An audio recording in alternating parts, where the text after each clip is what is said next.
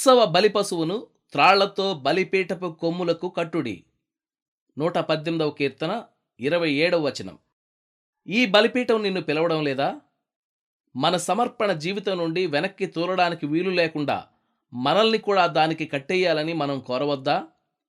బ్రతుకంతా రంగుల స్వప్నంలా అనిపించిన సమయాలున్నాయి కదా. అప్పుడు మనం సిలువను కోరుకున్నాం. మరికొన్నిసార్లు ఆకాశం మబ్బులు కమ్మితే వెనక్కి తగ్గడానికి ప్రయత్నిస్తాం. అందుకే సమర్పణ అనే తాడుతో మనల్ని మనం బలిపీఠానికి కట్టేసుకోవడం మంచిది. ఓ పరిశుద్ధాత్మదేవా, మమ్మల్ని కట్టేయి. సిలువంటే నాకిష్టాన్ని పుట్టించు. దాన్ని వదిలి వెళ్ళనీయకు.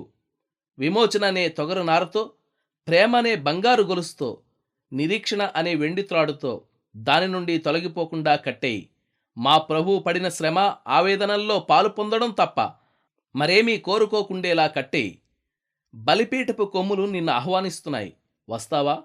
నీకంటూ ఏదీ కోరుకొని దీన మనస్సుతో నిన్ను నీవే పూర్తిగా దేవునికి సమర్పించుకుంటావా?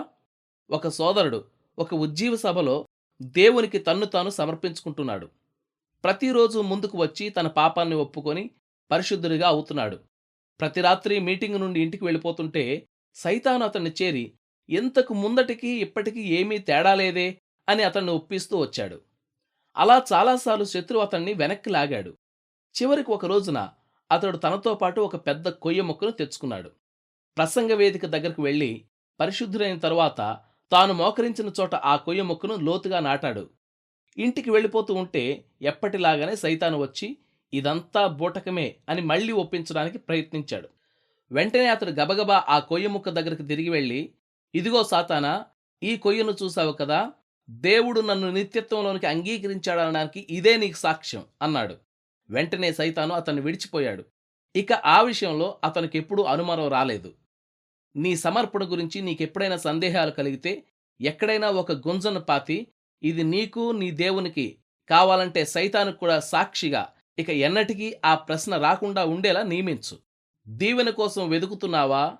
సరైన సమయంలో చల్లని మాట విను. రక్షణ కోసం రాత్రింబవళ్ళు ప్రార్థిస్తున్నావా? పెనుగులాట మాని ప్రేమతో నమ్ము. ప్రార్థనకు తగిన ఫలితం దొరకడం లేదా?